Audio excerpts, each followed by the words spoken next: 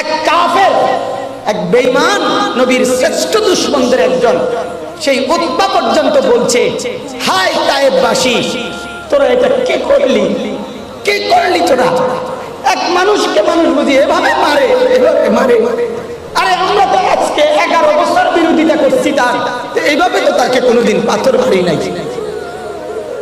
এইভাবে কেমনে মারে মানুষ, কেমনে মারে?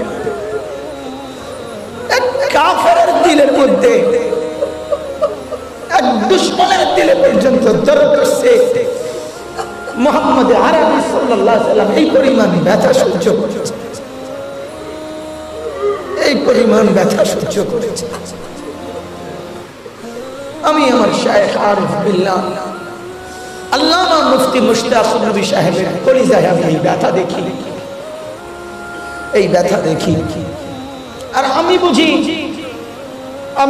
এই এক ব্যথার জ্বলনে, এক ব্যথার আহাজারিতে সারা দেশ জুড়ে মানুষগুলো পাগলের মতো ছুটে আসছে। এবার আমার কথা হইল, আমি সব সময় যে কথা বলি, এবার যারা মাওলানা সাহেব আছেন, মসজিদের ইমাম আছেন, নুরানি হেফজখানা কিতাবখানা যেখানেই পড়ান, আপনারা হাত উঠান। শুধু ওলামায়ে কেরাম হাত তোলেন, কোনো না কোনো মসজিদ মাদ্রাসায় খেদমত করেন, আপনারা হাত তুলছেন, মাশাআল্লাহ, হাত নামান। এবার আপনাদের কাছে আমার কথা এটা, এক মুফতি মুশতাকুর নবীর কলিজায় ব্যথা উঠলে যদি, এক আরিফ বিল্লাহর কলিজায় ব্যথা উঠলে যদি এত মানুষ জমে, তাইলে আমাদের কলিজায় যদি উম্মতের ব্যথা ওঠে, আমাদের কলিজার মধ্যেও যদি এই দিকভ্রান্ত পথহারা গুনাহে ডুবা মানুষগুলোর জন্য একটু ব্যথা তৈরি হয়, আল্লাহর কসম আমার গোটা দেশ মদিনার মতোই হয়ে যাবে। এজন্য ওলামায়ে কেরাম, আমি আবার বলছি, ব্যথা তোলেন, ব্যথা তোলেন। আপনারা কাঁদবেন। ফেব্রুয়ারি মাসের ইসলাহি মজলিসে আমি এই কথা বলছিলাম, ওলামায়ে কেরাম ব্যথা তোলো। আমরা, আমাদের বড় দুর্ভাগ্য, আমাদের জনগণ ইসলামের দিকে আসতে চায়, সাধারণ জনগণ নামাজ পড়তেই চায়, মানুষগুলোকে কলিজার ব্যথা নিয়ে ডাকার মতো লোকের বড় অভাব। সত্যি কথা ভাইয়া, সত্যি।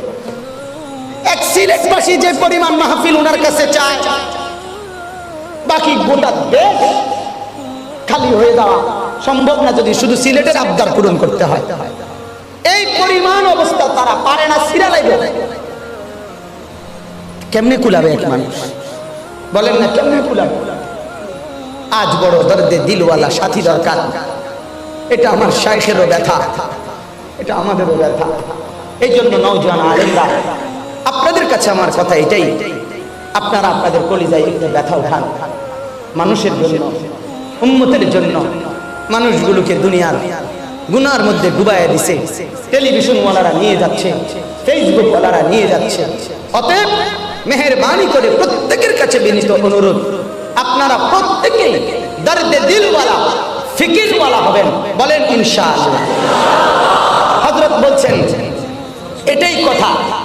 অতএব আজকে আপনাদের কাছে আমার শায়েখ আরিফ বিল্লাহ আল্লামা মুফতি মুশতাকুর নবী সাহেবের এই হৃদয় ভরা, দরদওয়ালা, ব্যথাওয়ালা এই বয়ানগুলো জবানে শুনতেছিলেন, রেকর্ডিংয়ে শুনতেছিলেন, ফেসবুক ইউটিউবে শুনতেছিলেন।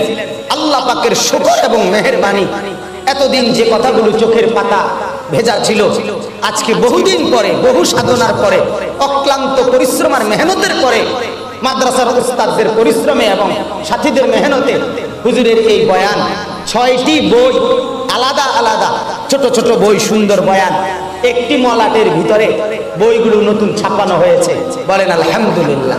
এখানে আমাদের শায়েখের 5টি বই, 5টি বয়ান একত্রে আছে, একটা আল্লাহ তাআলার সিফাত, দুরূদ শরীফের ফজিলত, লা হাওলা ওয়ালা কুওয়াতা ইল্লা বিল্লাহর ফজিলত, তওবা ইস্তিগফার, জিকিরের পরিচয়, জিকিরের ফজিলত।